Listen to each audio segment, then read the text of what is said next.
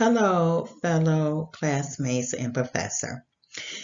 You're about to look at Pamela Jones' video presentation of her cultural and immersion experience. Introduction. This presentation will be about my experience of the cultural immersion of two events that I attended and learned an immense amount of information about the Muslim culture. And I was fortunate to become immersed in some of their activities, which I am grateful for today.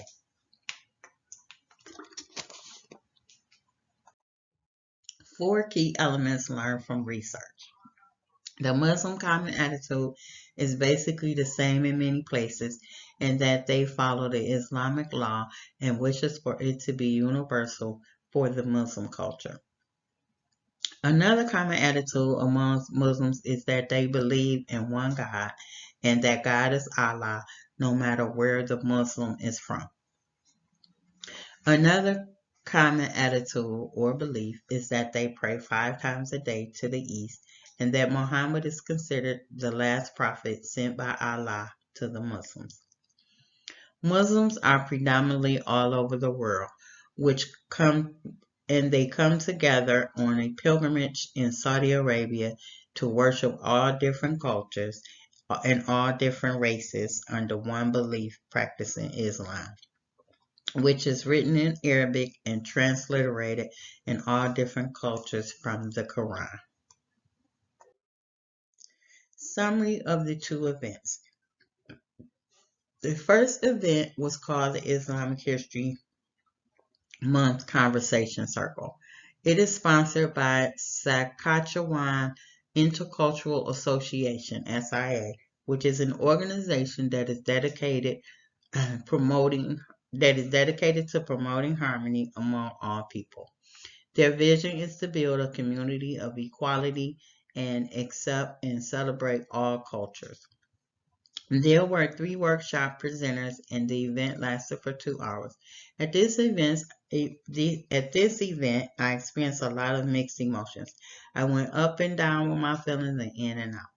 And what I mean by that is that when I entered the room, I felt nervous and scared because I didn't know what to expect or what kind of people would be there. And once everyone showed up, I felt relaxed. The second event I attended, the Friday prayer service, and it went on for an hour. I know it was not long enough for the duration of the assignment, yet it was something I wanted to experience once once I found out that anyone could attend. I was able to get there on time, which was great. I found out online to bring a headscarf, and I did. Once I got there, I had to remove my shoes, which made me feel vulnerable, very nervous. Although I had a good experience on my first event, I was still nervous. There was something that I thought that this was something that I thought I would never be able to experience unless I became a part of the Islamic faith. So although I was frightened, I was also elated and grateful to get the experience. 3 key elements learned in events. The Friday prayer, I learned that in the Friday prayer that it was very sacred to the Muslim population and that it is also very powerful and that it puts you in a peaceful state afterwards. I found it hard to return to work because I was able to go on my lunch break. I also learned that the Muslims go by a different calendar, the Islamic calendar, which is based on the lunar cycle, which is 11 days shorter than the solar calendar. Summary of agency organizations interview question prompts. What is the purpose and mission statement of the agency organization?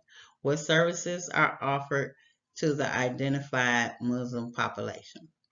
How are members of the population made aware of the available services?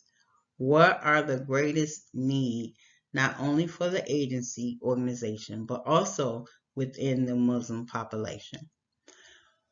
What are some of the more significant challenges for this population that is served?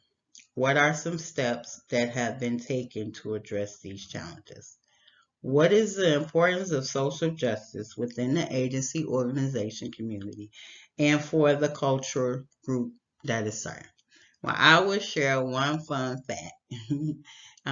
This is secret that's going to be in my paper.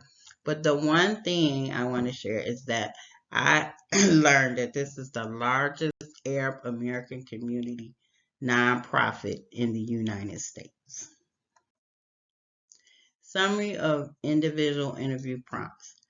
Some aspects of the interviewee background I will go over, which I will also include her earliest memories of recognizing membership in a culturally different group, immigration experiences, and some key cultural events, school experiences as a member of a cultural minority, the role of religion, spirituality, similarity differences between the individual interactions in the U.S.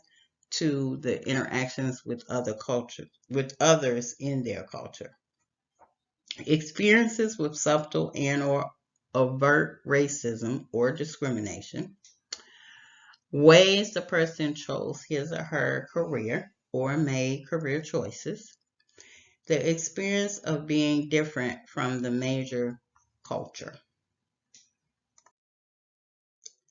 Summary of experience. My own emotional reaction to the story, and why do I think I reacted that way? Compare and contrast what I learned in the interview versus what I learned in the research, the similarities and the differences. Um, what was what was the most surprising thing to me about the information gathered from the interviews and why? What has changed for me as a result of having this immersion experience? What are some insights that I gained and information that I learned about interacting with a different population? How will I apply these insights and new knowledge in my future work with clients? And from the racism readings, what racism elements do I see operating? And based on my experiences from this emerging experience, what are some specific ways that I can engage as a racist with this population? How would I go about doing that? A discussion of specific and practical application to counseling, in my opinion, is some specific and practical applications to counseling could be cognitive behavior therapy, person centered therapy, mindfulness, and motivational techniques. To me, there are all counseling applications that can be used well within the Muslim population.